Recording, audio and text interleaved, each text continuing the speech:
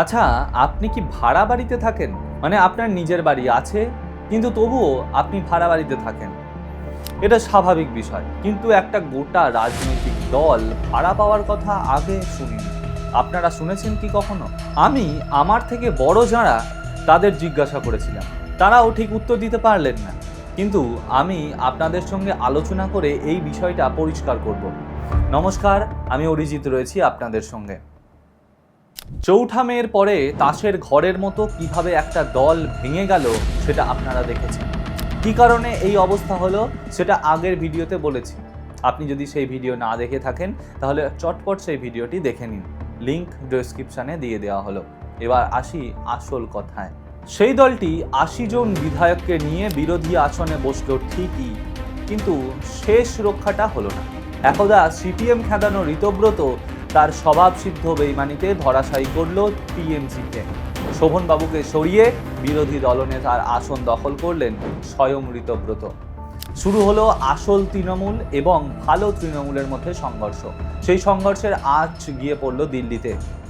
সেখানে আবার বারাসাতের সাংসদ কাকলি ঘোষ দস্তিদার নিজেকে এনডিএ সমর্থনকারী আসল তৃণমূল বলে দাবি করেন। তার নেতৃত্বে বেশ কয়েকজন সাংসদও দলে দলে যোগ দিলেন। আর সেখানেই শেষ নয়, নিজেদের আসল তৃণমূল বলে যেই দাবি করেছেন তখনই দলের প্রতীক নিয়ে শুরু হলো বিশাল টানাপোড়েন। এবার এখানে নিয়মটা কিছুটা আলাদা। তারা সবাই মিলে গেলেন লোকসভার স্পিকারের সঙ্গে বৈঠকে। স্পিকার সাফ জানিয়ে দিলেন এরকম করে হবে না। তাদের যদি অন্য কোনো পার্টি নিতে চায় তাহলে সেই পার্টির হয়ে সংসদে টিকতে পারবেন তারা। শুরু হলো পদ বাঁচানোর খেলা। কোন রাজনৈতিক দল তাদের নেবেন? কোনো রাজনৈতিক দলই এনাদের নিতে চাইছেন না। খোঁজ পাওয়া গেল একটা দল, এনসিপিআই। কে এই এনসিপিআই? এনসিপিআই 2022-23 সালের দিকে নিবন্ধিত একটি রাজনৈতিক দল হিসেবে আত্মপ্রকাশ করে। এটি এখনো ভারতের একটি রেজিস্টার্ড ঠিক পার্টি নয়, অর্থাৎ জাতীয় বা রাজ্য স্বীকৃত দল নয়। দলের সঙ্গে পশ্চিমবঙ্গের হাওড়া জেলার কিছু সংগঠক ও সমাজকর্মীর নাম জড়িয়েছিল। প্রতিষ্ঠাতা সভাপতি হিসেবে এস কুন্ডুর নাম উল্লেখ করা হয়েছিল। 2023 সালে ত্রিপুরা বিধানসভা নির্বাচনে দলটি কয়েকজন প্রার্থী দেয়, কিন্তু খুব অল্প ভোট পায় এবং কোনো আসনই জিততে পারেনি। দীর্ঘ সময় দলটি প্রায় অজানায় ছিল এবং এর আর্থিক সমস্যাও খুব সীমিত। কিছু প্রতিবেদনে উল্লেখ করা হয়েছে যে একসময় দলের নগদ তহবিল মাত্র 75 টাকা ছিল। 2026 সালে পশ্চিমবঙ্গের রাজনীতিতে বড় ধরনের আলোচনার কেন্দ্রবিন্দু হয়ে ওঠে এনসিপিআই।